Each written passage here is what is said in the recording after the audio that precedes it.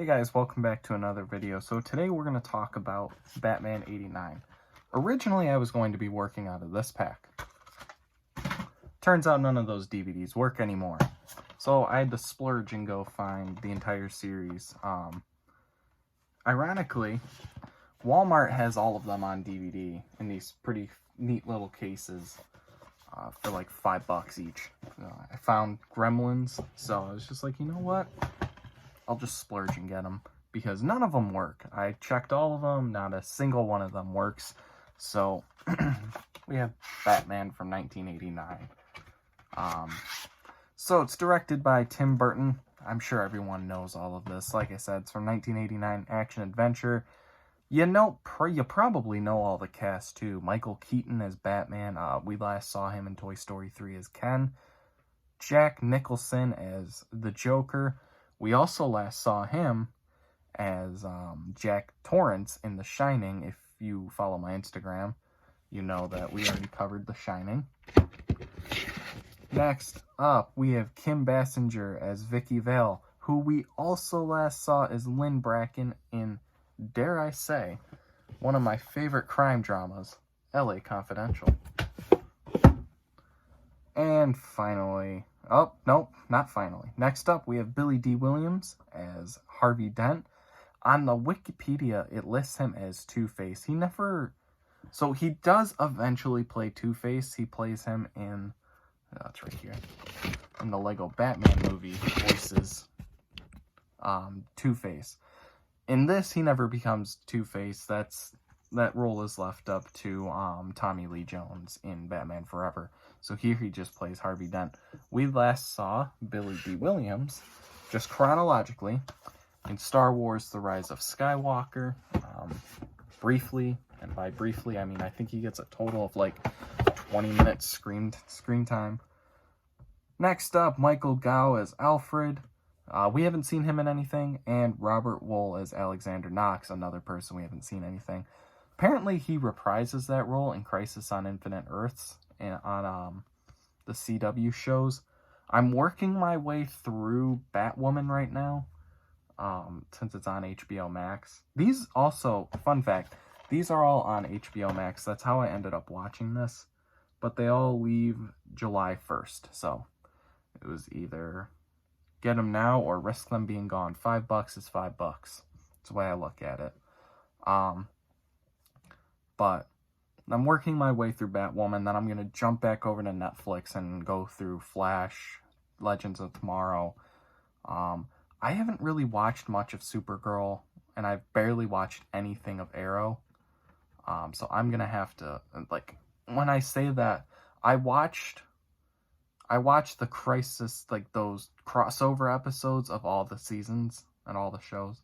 Black Lightning's another one I haven't watched yet that I'm probably going to end up watching soon. Just because there's a lot of people who enjoyed it, but I don't know if, I think it got canceled. I'm not going to look that up right now. So, back to Batman 89. Fun fact, a couple years ago, I want to say it was like 2015, 2016, DC Comics started Batman 66, which was a comic series based off of the old Adam West movies and show. They tried to do the same thing with this to kind of pick up after Batman Returns and kind of maybe, knock Batman Forever and Batman and Robin out of existence like we would all like. They didn't end up doing it. They tested out the idea and it didn't go very well from what I understand, which is sad. I would have read the crap out of that. I would have absolutely loved to read that. So hopefully they actually bring it back. I'd like that, but I might not. Everyone else might be like, no, it's not worth it. Maybe it is, maybe it isn't. Who am I to say? So it has a 71%, which is lower than 1966's Batman film. So the Rotten Tomatoes score is lower than the 66 Batman. I don't know if I agree with that. And with a budget of $35 million, the film made $411.6 million at the box office. No surprise that I love this movie. Jack Napier is a thug who fights Batman, ends up becoming the Joker. The movie actually had some controversy over that. the Joker's identity is something that has been kept a secret for years, and Tim Burton changed that. I don't specifically know why, and I'm sure there's articles upon articles about why he did this. More power to him. It's just, I don't fully understand why he would change that, but more power to him. Also, they made the Joker, or Jack Napier, Bruce's parents' killer.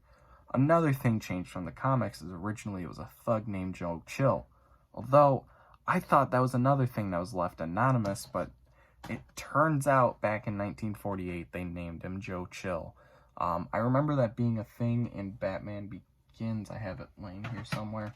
I remember it being a thing in this movie that they named him Joe Chill, and I was just kind of like, oh, that's not right. I thought it was an anonymous random person. No, apparently not. So we do get your requisite Bruce's parents' death, but it's so quick, which is nice. I'm glad they kind of rushed through that instead of making it the whole opening scene or opening 10-15 minutes like Batman Begins. Even it feels like what they did for Batman v Superman, and just was like, okay, it happened, get over it, we're not going to focus on it the whole time. Joker tries to take over the city with makeup products that are deadly. Batman must stop him. That's pretty much the whole plot. Not that it's bad. I actually enjoy it. I really enjoy these movies. These 4, and I know that's kind of on the odd side to say. These 4 movies right here are some of my favorite Batman movies out there. And I know a lot of people are probably like, what is wrong with you? Not much. What's wrong with you? Not obviously, you know, Batman and Robin, Batman Forever, they don't live up to the first 2, but there are people who are like, oh, Batman Returns really isn't that great. Well, we got Danny DeVito as the Joker. The music, obviously, composed by Danny Elfman. Tim Burton and Danny Elfman work together constantly, and they're always great. And then there's a soundtrack by Prince, which a lot of people don't like, and I don't get it. Prince is great. I love Prince. I love his music. Why don't you? So what? He wrote the soundtrack for a Batman movie. Whoop-de-doo. The acting, shocker, wonderful. Jack Nicholson is always great. Do you know he's like 83 years old? That scares me, man. I want to see him in more things, and like, he's 83. What the hell? I mean, I know he got his career started back in like the 50s or 60s, but wow. I mean, he's obviously got a lot of great things under his belt. The Shining, Batman, A Few Good Men. I think he's in One Flew Over the Cuckoo's Nest too. He's in a lot of, oh, what the hell? Why can't I think of his name? Oh, it's right there. Stanley Kubrick films. Alright, where's Filmography? Oh, that's right. Yeah, so 1958, his first film was The Crybaby Killer. He was in... Let's look for something you might recognize. Easy Rider. A lot of people are recognized. Chinatown is another one. Yep, One Flew Over the Cuckoo's Nest. The Shining, Batman, A Few Good Men. His last movie that he was in was back in 2010, How Do You Know? Oh, Jack Nicholson, Paul Rudd, Owen Wilson. Is it Jennifer Aniston? Nope, Reese Witherspoon. I can't read. Yeah, so, okay. It's been 10 years since we've seen him. I think he's officially retired at this point. That's upsetting, but what are you gonna do? Not saying that anyone else is bad. Michael Keaton's great. Kim Basinger's great. Billy D. Williams. We love William December Williams. He's wonderful. I don't really dislike anything from this movie. I really like the portrayals of all the characters. No one gets misrepresented. I mean, a lot of back then, people were confused why they switched Harvey Dent from, like, his ethnicity.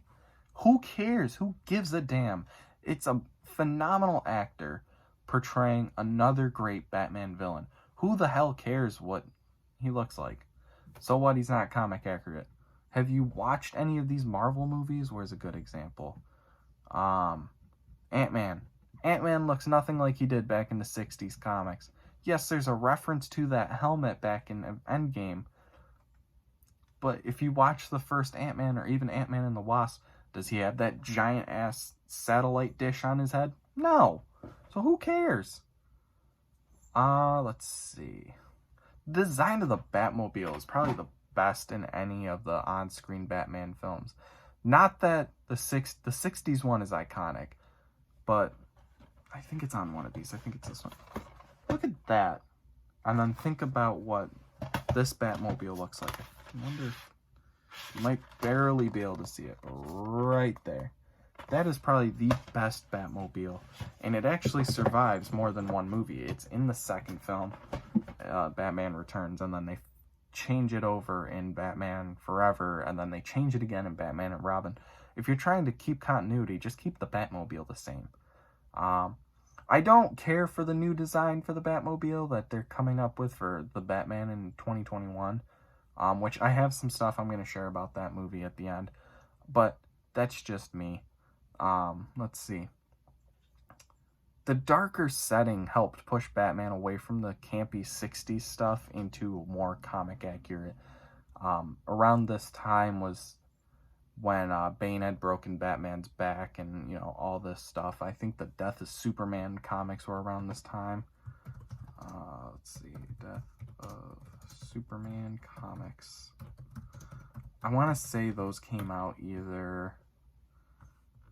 Oh, okay. 1992. So it was around the time that that stuff was coming out.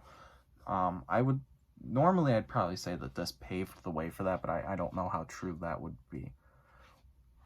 This has a really well-paced, this is just really well-paced throughout the film, too. It helped, 1 minute it's the beginning, and seemingly 1 minute later we see the Battle at Ace Chemicals, which is about 25 to 35 minutes in, give or take. So, to rank this, their grade, rate, whatever you want to call it, this film is pretty simple. 10 out of 10. Silver Shamrock. I know there's quite a bit of people who have issues with this movie, but there's also way more people who are just like, no, this is a perfect movie. I'm one of those people. This is a perfect movie. This is Batman.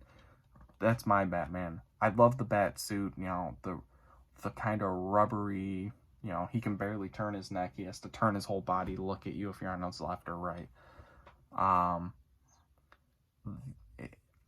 I know the tactical suits that we get into in, like, the Dark Knight trilogy, those are good. But, this feels classic Batman. So, on Saturday, we are going to look at Saw 2, which I hear is better than the first film. I mentioned some news about the Matt Reeves Batman from 2021. First up, the main three villains are Penguin, Catwoman, and Riddler. Penguin's got kind of a side role from what I hear. He, my guess would be he'll have his iceberg lounge that he has in the comics, and he'll give Batman tips throughout the movie about, what's going on. I think Colin Farrell said he has, 20 minutes screen time, maybe a little more. Catwoman, if I had to guess what her role is going to be pretty much kind of how it was in Batman Returns. So she'll probably be the love interest and then kind of anti-hero villain role. Not that Michelle Pfeiffer's Catwoman was a little more villainous than anti-hero. So I think they'll kind of go for the anti-hero portion. And finally, Riddler will be the one taking center stage. I forgot his actor's name. Crap. Paul Dano. Okay. What he'll be doing is, from what I understand, from what I've read, and what he's talked about, is he'll have set up like saw-like traps, kind of like he does in the Arkham games, and a little more in the comics now. Riddler's a little more sadistic nowadays. And basically, what's gonna end up happening is, oh, and they changed his last name from Nigma to Nashton. I don't know how I feel about that. That's stupid. It's really stupid. Oh well.